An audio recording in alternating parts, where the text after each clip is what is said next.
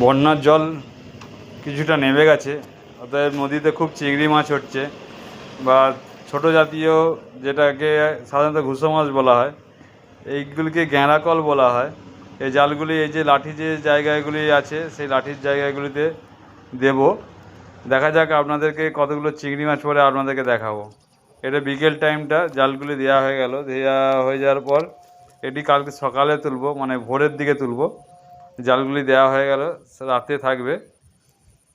সারা রাত কেটে যাওয়ার পর ভোরবেলা নদীর পাড়ে এলাম। যদিও ভয় লাগছে, অনেক সাপের ভয় লাগে, তবুও আসতে হবে, নাহলে এই জালগুলি অন্য কেউ তুলে নিয়ে চলে যায়। সেই জন্য জাস্ট একটু ভোর ভোর চলে এলাম। এই এখন 4:15 থেকে 20 বাজে। তারপর 10-15 মিনিট অন্তর অন্তর ভিউটা দেখুন, ভোর হয়ে আসছে। ভোর মানে সকাল হয়ে আসছে, ভিউটা দেখুন কত সুন্দর লাগে। এই জায়গায় একটু টাইম কাটাই, তারপর আস্তে আস্তে একটু ফাঁকা হয়ে গেল। ফাঁকা হয়ে যাওয়ার সত্ত্বেও এদিকে নামতে একটু ভয় লাগে। পুরোপুরি না ফাঁকা হওয়া পর্যন্ত কেমন লাগে। পুরো ফাঁকা হয়ে আর 5 থেকে 10 মিনিট লাগবে। ফাঁকা হয়ে যাওয়ার পর এইটিকে তুলবো। যেহেতু একাই আছি, আপনাকে তোলার সময় ভিডিওটা দেখাতে পারবো না। তারপর 10 থেকে 15 মিনিট পর তুললাম। বা দেখুন একটি অন্য লোক এই যে গ্যাঁড়াকল দিয়েছিল এটিকে তুলছে, এইভাবে সিস্টেম অনুযায়ী এটিকে তুলছে। জালটাকে তুলে নিয়ে আসুক, দেখা যাক কতগুলো চিংড়ি মাছ পড়েছে।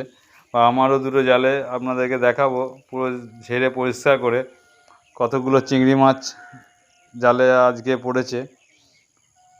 পরে যেদিনকে ভালো পড়ে তো অনেকগুলোই পড়ে, আর যেদিনকে পড়ে না তো অল্প কিছুই পড়ে। দেখা যাক আজকে কতগুলো চিংড়ি মাছ পড়লো। জালগুলি তুলে নিয়ে বাড়ির দিকে রওনা হলাম। বাড়ি থেকে পুরো ঝেড়ে আপনাদেরকে দেখাবো এই কতগুলো চিংড়ি মাছ পড়েছে। দেখুন অল্প অল্প কিছু পড়ে, কোনোদিনও বেশি পড়ে, কিন্তু চিংড়ি মাছগুলো খুব সুন্দর, খেতেও খুব মিষ্টি।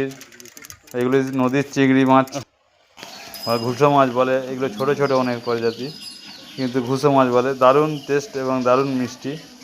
এই চিংড়ি মাছ নদীতে বন্যার সময় খুব দারুণ হয়। দেখুন চিংড়ি মাছগুলি দেখুন, শুধু এটি দুটো জালের চিংড়ি মাছ। সাধারণত আজকে কম পড়েছে, পরে আবার বেশিও পড়ে।